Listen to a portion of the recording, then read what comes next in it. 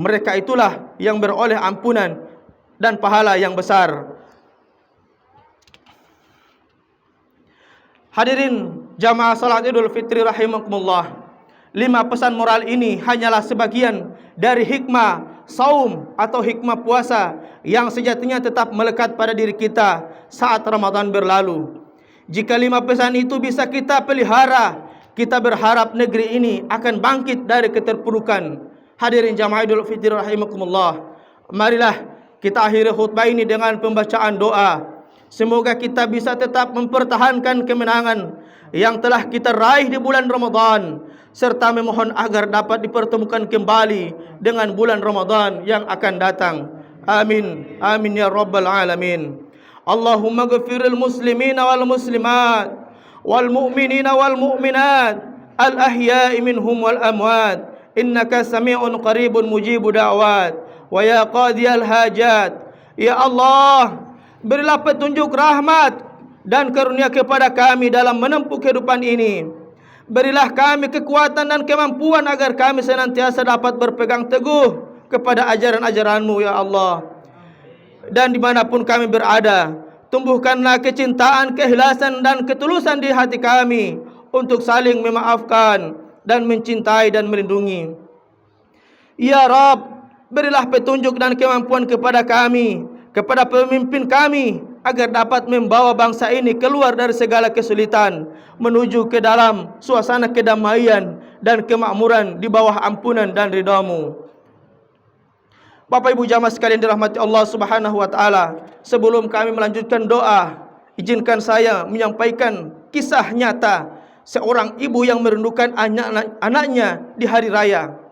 Bahwasannya di sebuah desa kecil hiduplah seorang ibu tua bernama Mak Siti. Rambutnya telah memutih, wajahnya penuh dengan keriput tanda usia yang semakin senja. Sejak suaminya meninggal, ia tinggal sendirian di rumah kecil yang dulu menjadi saksi tumbuh kembang anak-anaknya. Mak Siti memiliki seorang anak laki-laki namanya Rudi. Dulu ketika masih kecil, Rudi selalu setia menemani ibunya saat hari raya. Mereka akan memasak ketupat bersama, membersihkan rumah, dan pergi ke masjid untuk sholat Idul Fitri. Tapi sejak Rudi merantau ke kota untuk bekerja, momen itu perlahan mulai berubah. Tahun pertama, Rudi masih pulang di hari raya. Ia datang dengan senyum, mencium tangan ibunya, dan membawa oleh-oleh. Tahun kedua, ia mulai sibuk dan hanya bisa pulang sehari sebelum Lebaran. Namun, tahun-tahun berikutnya ia semakin jarang pulang. Selalu ada alasan, pekerjaan, perjalanan jauh, atau keterbatasan waktu. Sampai akhirnya di satu Idul Fitri, Mak Siti hanya bisa duduk berada di rumah, menatap jalanan depan rumahnya, berharap anaknya tiba-tiba muncul dengan senyuman yang ia rindukan. Hari itu suara takbir menggema dari masjid. Tetangga-tetangga mulai berkumpul dengan keluarganya. Anak-anak berlarian dengan baju yang baru. Orang tua tersenyum bahagia menyambut anak dan cucu mereka. Tapi Mak Siti hanya duduk sendiri, memandangi ponselnya yang sepi tanpa pesan dari Rudi. Ia mengusap matanya yang mulai basah. Bukan karena marah, bukan karena kecewa, tapi karena rindu. Rindu akan sosok anak yang dulu selalu setia bersamanya. Rindu akan suara tawa yang kini hanya tinggal kenangan. Tiba-tiba ponselnya bergetar. Sebuah pesan masuk. Maaf ya, tahun ini aku nggak bisa pulang lagi. Nanti aku video call. Selamat Idul Fitri, Mak. Maaf lahir batin. Air mata Mak Siti jatuh tanpa bisa ia tahan. Ia tidak butuh video call. Ia tidak butuh pesan singkat. Ia hanya ingin memeluk anaknya, mencium keningnya, dan melihatnya duduk bersamanya di meja makan, menikmati ketupat seperti dulu. Di hari raya yang penuh kebahagiaan, ada banyak ibu seperti Mak Siti yang duduk sendiri dalam kesunyian, menunggu anak-anak mereka yang semakin jauh. Jika kita masih memiliki orang tua yang menanti, pulanglah, karena mungkin bagi kita hari raya hanyalah tentang libur panjang dan kesibukan dunia, tapi bagi mereka hari raya adalah tentang suatu hal, kehadiran kita di sisinya. Allahumma ghafirli wa liwalidayya warhamhuma kama rabbayani saghira. Ya Allah, ampunilah dosaku dan dosa kedua orang tuaku, sayangilah mereka sebagaimana mereka telah menyayangi aku sejak kecil. Ya Allah, berilah balasan terbaik bagi kedua orang tua kami, panjangkan usia mereka dalam ketaatan kepadamu ya Rabb, dan berikanlah akhir hayat yang baik kepada mereka.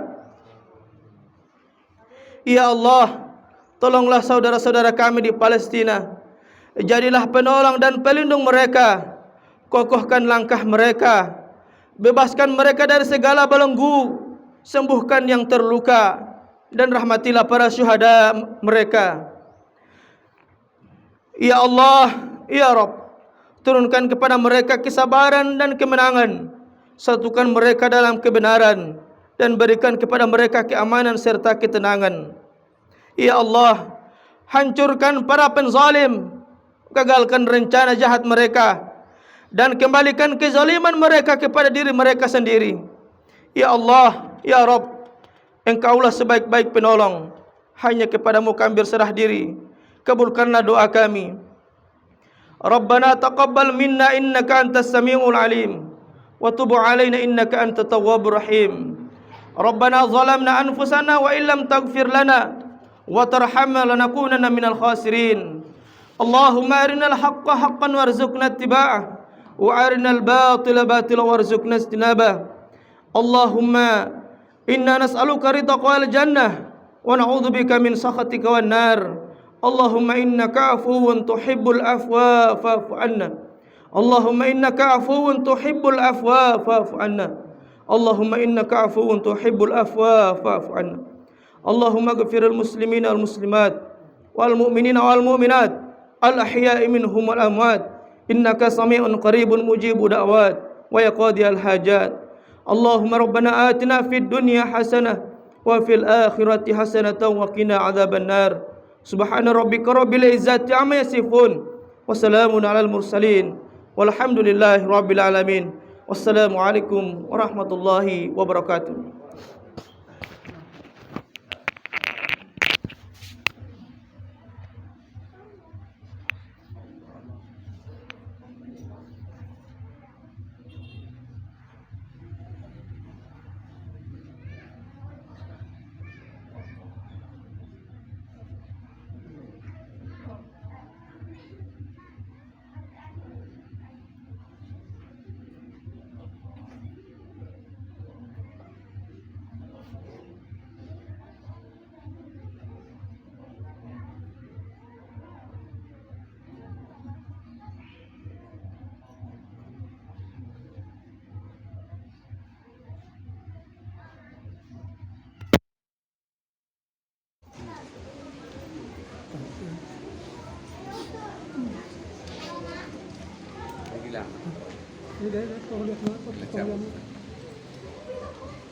Iya, kasih pas dulu, masih orang ada. Kasih orang.